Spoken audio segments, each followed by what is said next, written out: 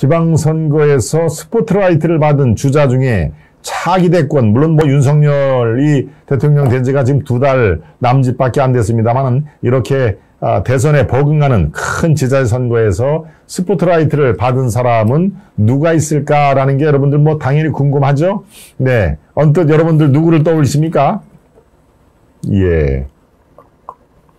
그렇습니다. 이번에 서울시장에 4번째 당선이 된, 벌써 4번째입니까? 라고 여러분들 반문하실 텐데요. 그렇습니다.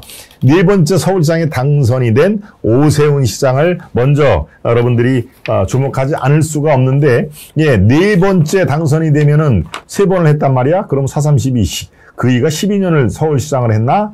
당연히 아니죠. 예.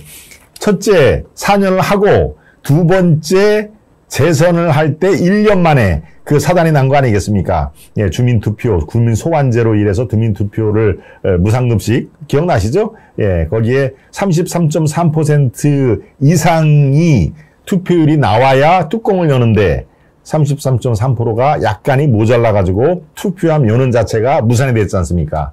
그래서 시장직도 거른 상태라 자연적으로 시장에서 거의 뭐 쫓겨가다시피 할 그럴 상황이죠. 네. 그럴 때 2번째 텀은 1년밖에 못한 것이죠. 그리고 3번째는 뭡니까? 바로 작년 4월 7일 재보궐선거를 했기 때문에 딱 1년 한 것이죠. 그러니까 3번 당선이 됐습니다만은 국회의원은 6년 한 것입니다. 국회의원이란다. 서울시장은 4년에 1년, 6년을 시장한 것이죠. 네. 그런 다음에 6년이고, 요번에 이제 아주 온전히 4년을 더 하면은 이제 10년 서울, 시장으로서 역할을 하는 건데요. 글쎄요, 4번 서울시장에 출마해서 4번 다 당선되는 아주 기이한 또 이 기록을 써 놓고 있는데요. 예, 오세훈 이렇게 되면은 뭐 누가 말해도 유력한 제1착으로 당선이 될 수밖에 없는데요.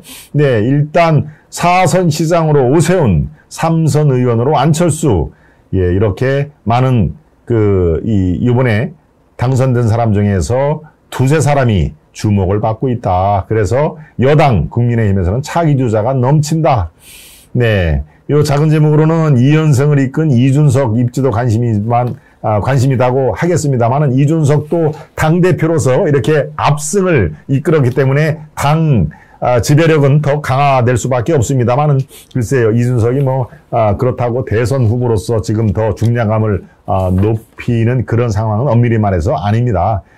이 차기 전당대회에서 이준석의 어떤 공과가 지금 나올 텐데요. 네, 본인이 또 여러 가지 그렇죠. 말하기가 좀 그렇습니다만 성상남 의혹이니 바로 이번에 경기지사에서 김은혜를 당선 못 되도록 그렇게 결과적으로 그렇습니다. 결과적으로 8,000표 차이로 당락이 결정됐는데 강용석 무소속 후보가 한 15,000표를 얻었나요?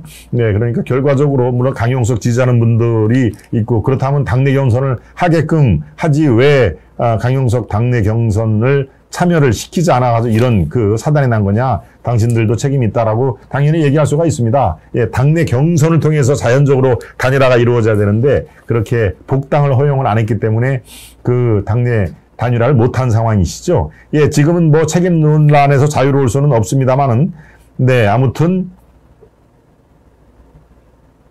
오세훈, 안철수, 그리고 또 한 사람을 꼽는다면, 글쎄요, 여러분들 동의를 아마 하실 것 같은데, 예, 정치의 신상품 중에 스타성을 높이고 있는 한동훈이 변수가 될 수가 있습니다. 네.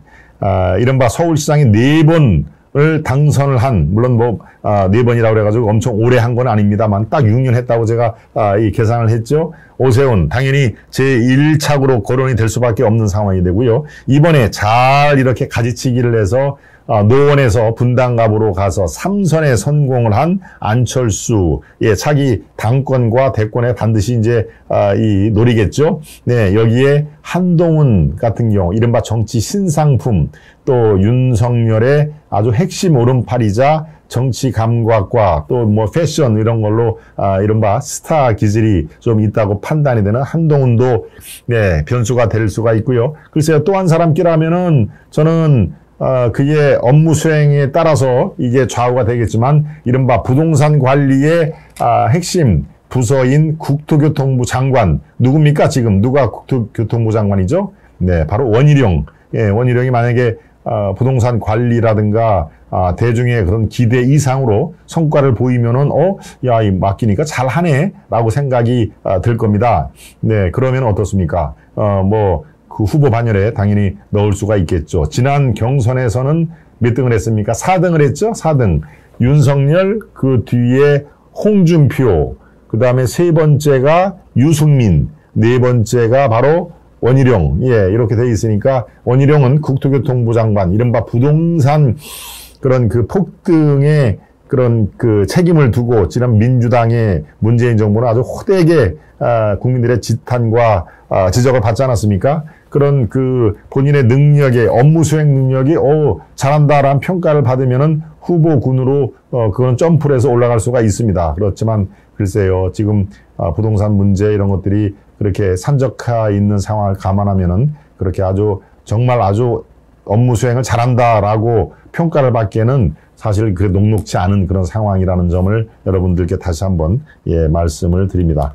근데 아무튼 오세훈, 안철수, 한동훈, 원희룡 이렇게 이제 서너 사람이 바로 야, 차기 주권 이 중에서 나오는 거 아니야? 라고 주자가 넘치고 있다라고 하는 그런 내용입니다. 물론 이 사람들 중에서 안 나올 수가 있습니다.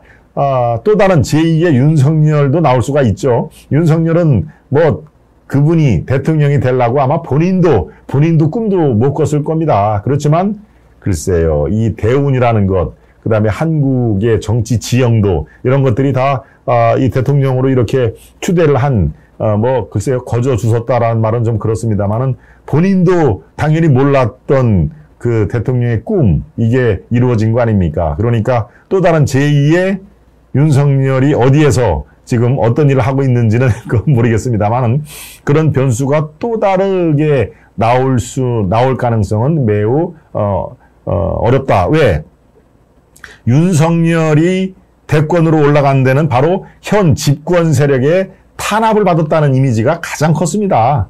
탄압을 받고 나중에는 물론 견디다 못해 옷을 벗었습니다만은 꿋꿋이 벗겼다. 나는 사람에겐 충성하지 않는다. 라는 말로 국민들의 어떤 신금을 이렇게 자극을 했던 것도 굉장히 크다고 생각이 듭니다만은 바로 이 현재 권력으로부터 탄압을 받은 그런 힘이 있었기 때문에 원동력으로 작용을 한 건데 바로 지금 윤석열 정부로부터 만약에 탄압을 받는다? 그럴 경우에는 국민의힘이 아니라 이제 이 민주당이라든가 아니면 제3 세력에서 나와야 되는 거 아닙니까? 글쎄요, 그럴 가능성은 하여튼 제2의 윤석열이 탄생할 가능성은 현재로서는 별로 높지 않아 보인다라는 것이 제 기자 생활 종합해서 말씀을 드릴 수가 있겠습니다. 네, 오늘 이렇게 아주 생일잔치보다도 더 분위기가 좋았던 국민의힘 오늘 바로 혁신위를 출범을 시켰습니다. 이제 이겼으니까 기고만장하고 또 그렇게 뭡니까?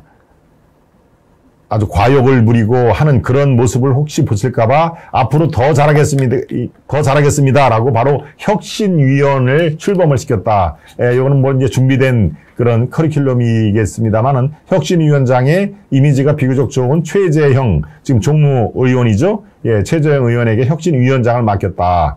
그래서 정당도 개혁하고 바로 민주주의 또 윤석열 대통령이 강조한 자유를 어떻게 국민들에게 심어줘야 되는지 그런 숙제를 맡길 혁신위원장, 그리고 2년 뒤 총선에도 대비한다는 그런 새로운 모습을 바로 오늘 보여줬습니다. 네, 거만하거나 교만한 모습을 보이지 않고 바로 우리는 이겼지만 새롭게 출발하겠습니다 라고 혁신위원을 출범을 시킨 거, 저는 미리 준비된 그 과제지만 상당히 그래도 적절했다라고 제가 보여집니다. 네, 오세훈 시장 얘기를 제가 처음에 했습니다만은 그의 시정, 이게 탄력을 아주 받게 생겼습니다. 그러니까 오세훈, 야, 일 제대로 하네 라고 만약에 이렇게 평가를 4년 동안 받으면은 정말 그거는 자타가 공인하는 이제 대선으로 가는 그런 그 지름길에 놓여 있는데 바로 그걸 뒷받침할 그런 수치가 이렇게 나오죠. 원래 서울구청장이 25개였습니다. 그런데 4년 전에는 24대 1이었죠. 24대 1.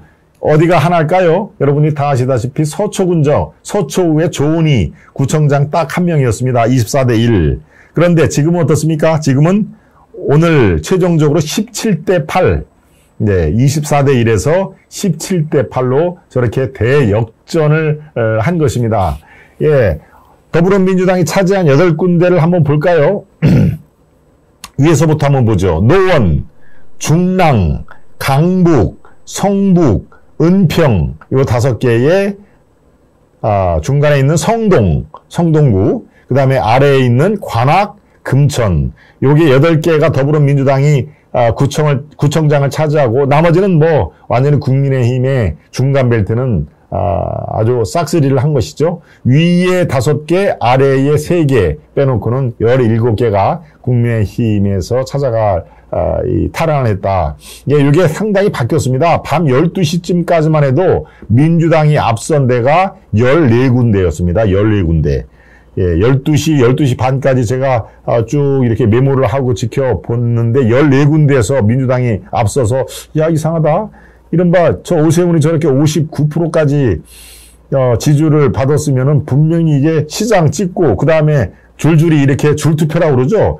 시장을 국민의힘 찍었으면 밑에 뭐 구청장, 시의원, 구의원 다 국민의힘 후보를 찍는 이른바 줄투표 양상이 어느 정도는 벌어져야 되는데 시장은 오세훈을 압도적으로 찍고 구청장은 또 민주당 후보를 찍네라고 하면 상당히 연구를 해봐야 될 그럴 숫자가 나왔는데 이게 12시가 1시, 2시, 3시, 4시로 가면서 점점 더불어민주당의 경합을 벌이고 있는 후보들이 패색이 직견해서 결과적으로는 하여튼 8군데만 차지하는 걸로 돼 있는데요. 왜 이런 현상이 벌어졌을까요? 왜 줄투표가 나지를 않았을까요? 왜 서울시장은 오세훈을 59% 압도적으로 찍고 구청장은 상당수 민주당을 찍었을까요? 예, 바로 그렇습니다. 지금 민주당이 24군데에서 현역 구청장이 있지 않습니까? 현역 구청장 중에서 물론 이제 이 지역색, 그다음에 특정도 출신의 많고 적음 이런 것들이 다 작용이 됐습니다만은 이른바 더불어민주당의 강세 지역 중에서 야, 저 구청장은 우리 지역을 위해서 많이 발전을 시켰어. 뭐 아주 뭐 여러 가지 이른바 무슨 산책길, 자전거 도로 뭐 이런 거 많이 있지 않습니까? 그리고 수영장도 관내에 여러 개 이렇게 만들어 놓고 저 구청장 아주 뭐 4년 동안 잘했어 라고 하는 이른바 개인기가 있는 성과가 있는 구청장한테는 오세훈을 찍었던 사람도 구청장은 민주당을 찍었던 것이죠. 바로 현역 구청장의 이점과 성과를 낸 구청장에 대한 재신임, 네, 이런 것들이 바탕이 돼서 8군데나 민주당에서 갖고 갔다라고 하는 걸로 제가 분석을 해드릴 수가 있겠습니다.